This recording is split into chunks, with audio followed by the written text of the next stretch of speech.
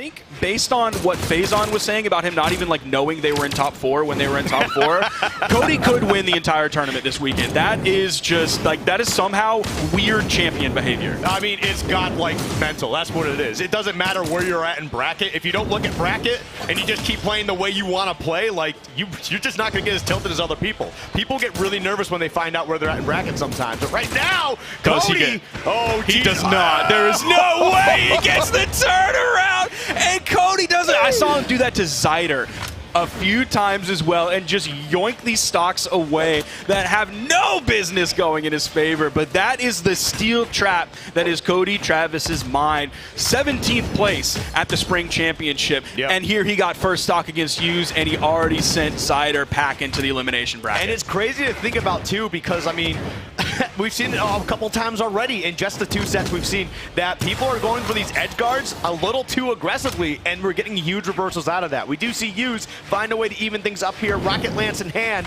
but Cody now with the blasters. Let's see what he can get popping here.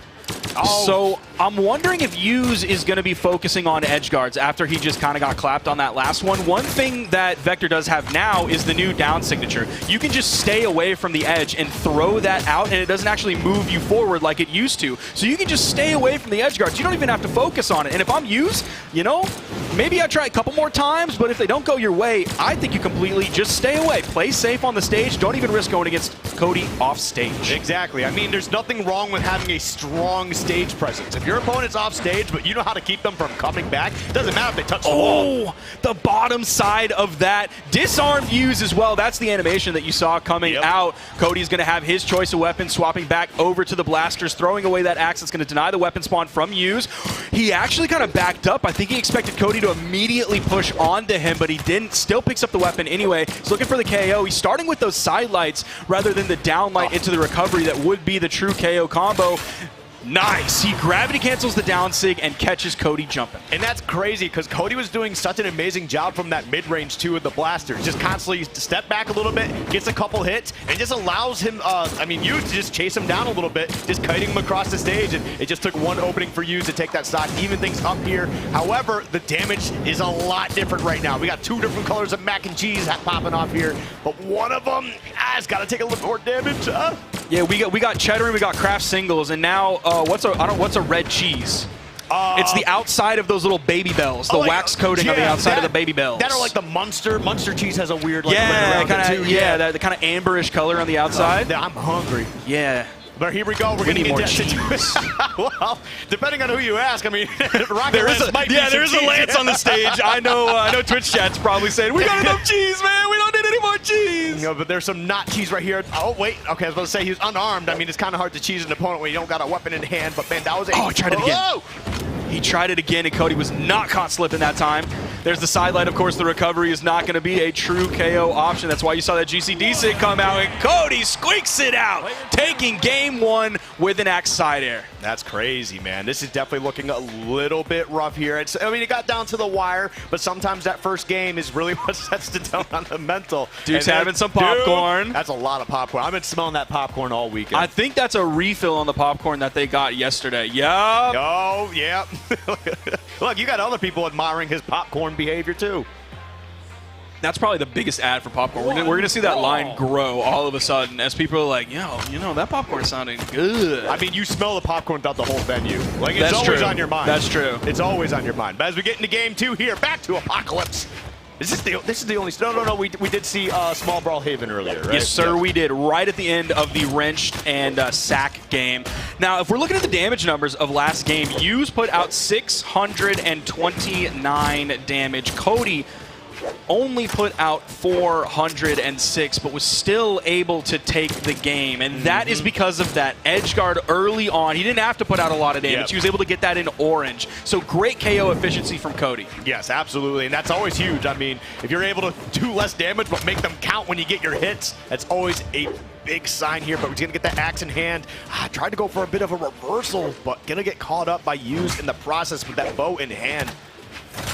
There's the D-Sig. He doesn't GC it this time, just does it straight on the ground. That way he doesn't burn the dodge or anything. Let's see, Yuz is in a really good spot here, just barely in the orange. He has weapon advantage. D-Light into N-Light, into the neutral air, still holding on to weapon advantage. Sticks with the Lance, of course, for the damage build. He's doing a great job. Yeah, he was doing a great job. Obviously, you can't always stay on top of your opponent to keep him weapon starved, but Cody is also, you know, he sees a weapon, he's going to get one eventually. And of course, it ends up being the blasters here.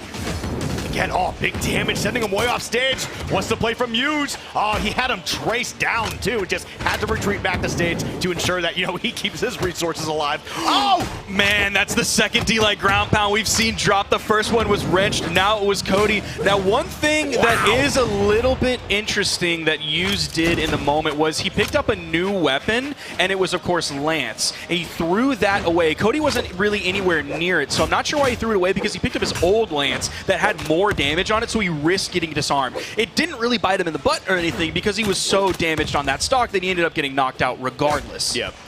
Here we go. Okay. Wow, the second one not going to do that, and he is deep in the red there, too.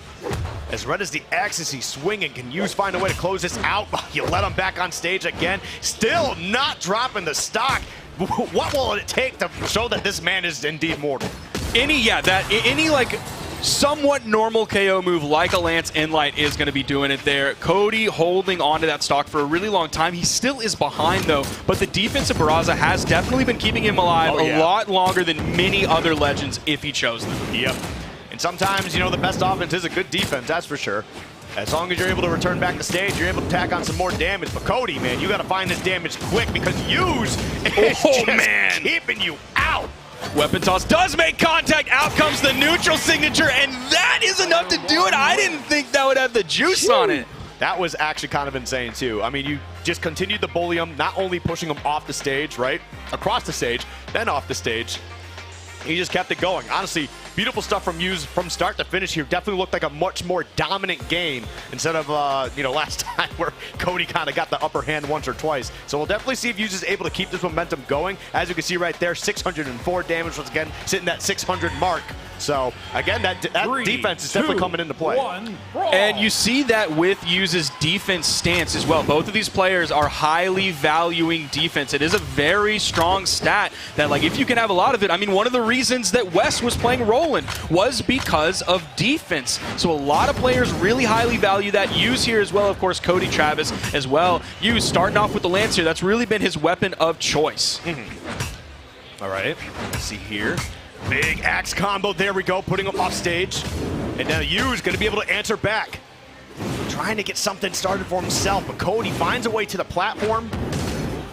Just continues to bully back and forth here, but Yuz now in a very dominant position. Okay, there we go. Nice.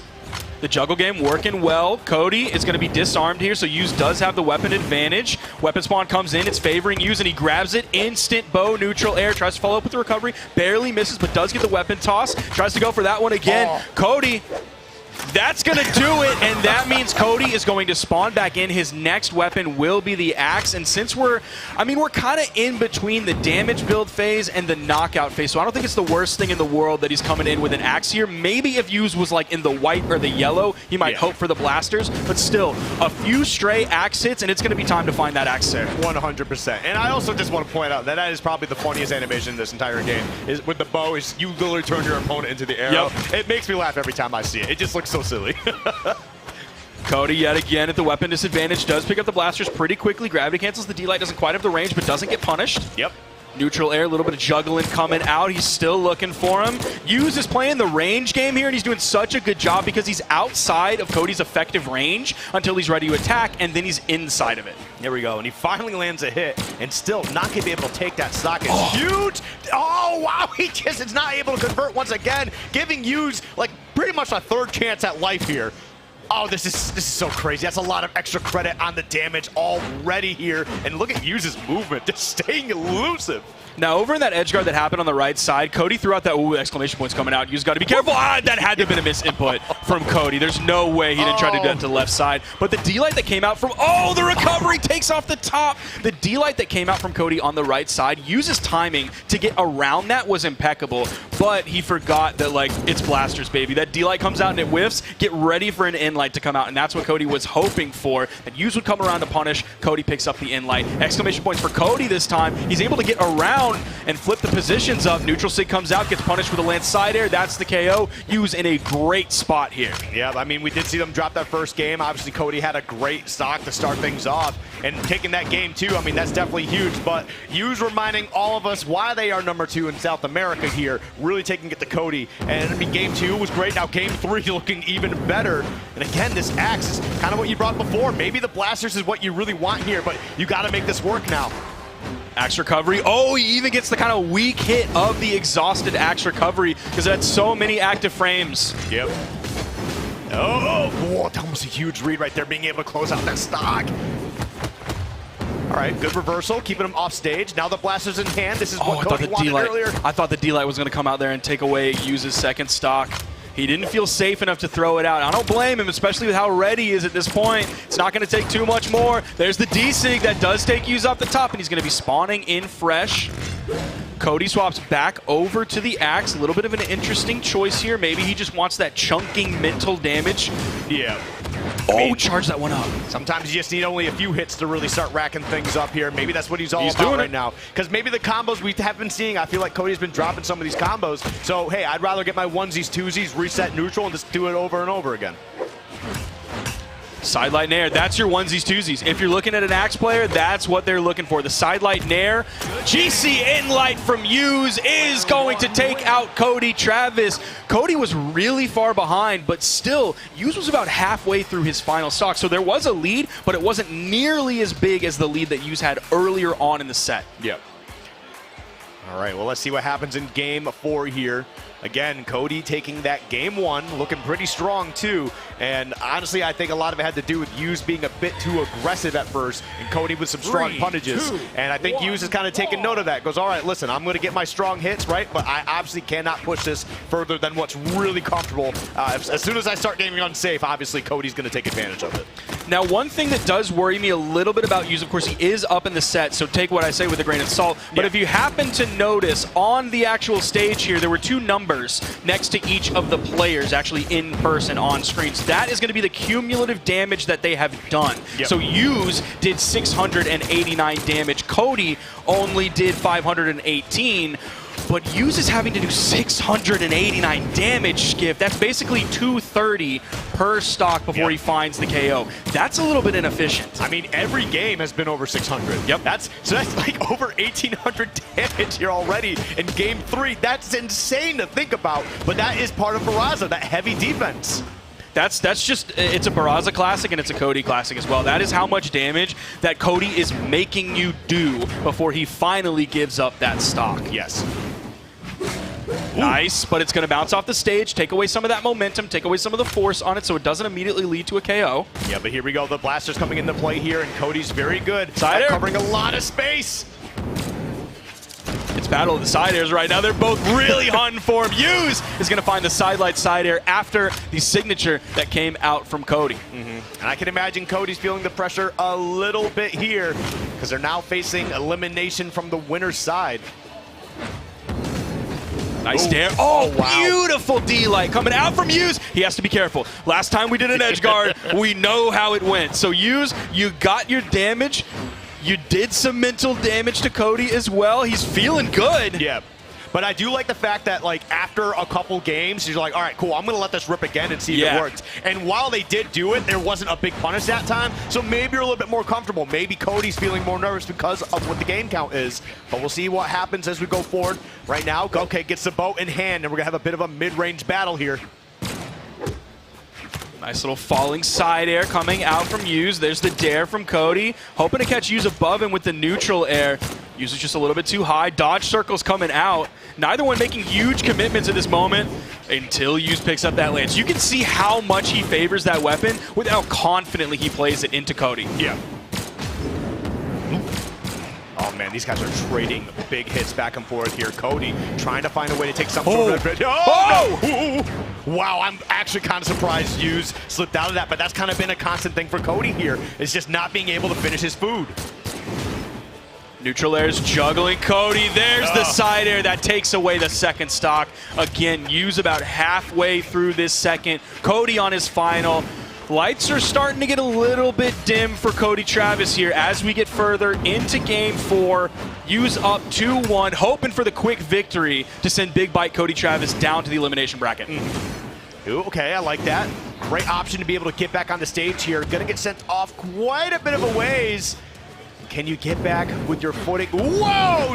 Oh dude, the just near whiffs from both of these players. Cody is hunting for that axe sider so he can find the KO to get that stock from Hughes. He hits the axe neutral light, but it's not enough. It was all the way from the wrong side of the stage. And then Hughes hits the side light into the down air.